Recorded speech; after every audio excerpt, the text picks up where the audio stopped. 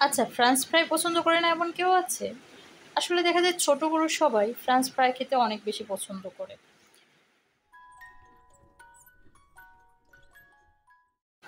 আমার বাচ্চা দেখা যায় ২-১ দিন অন্তর অন্তরই বলতে থাকে ফ্রেঞ্চ ফ্রাই তৈরি করো। যেহেতু বাইরের খাবার কম দেওয়ার চেষ্টা করি, সেহেতু বাসায় দেখা যায় কিছু না কিছু ওকে করেই দিতে হয় আমার রেগুলারলি। ফ্রেঞ্চ ফ্রাই তৈরি করতে যেয়ে অনেকে অনেক প্রসেস ফলো করে যেটা অনেক লেন্দি। বাট আমি একদম শর্টকাটে করি।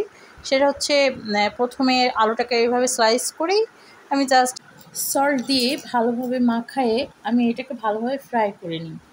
এই প্রসেসে খেতেও কিন্তু অনেক দারুণ হয়। বাইরের যে ফ্রেঞ্চ ফ্রাই তার থেকেও আমার কাছে মনে হয় ঘরের তৈরির এই খাবারটা আরও বেশি ভালো হয়। বাচ্চাদেরকে বাইরের খাবারে আকৃষ্ট না করে এরকম মজার মজার খাবারগুলো বাসায় তৈরি করে একদম কম সময়ে বাচ্চাকে দেয়া কিন্তু কোনো ব্যাপারই না। এই ফ্রেঞ্চ ফ্রাইটা ঝটপট নাস্তা, মেহমানদারি কিংবা বাচ্চার টিফিনেও দেয়া যায় কিন্তু। কারণ এটা তৈরি করতে একদমই কম সময় লাগবে, আবার খেতেও অনেক বেশি মজাদার।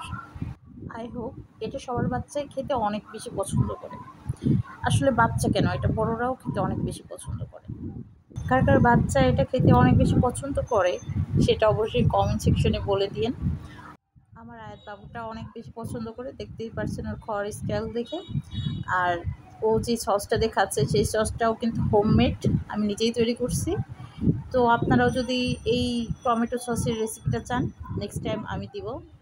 ভালো থাকবেন, ধন্যবাদ।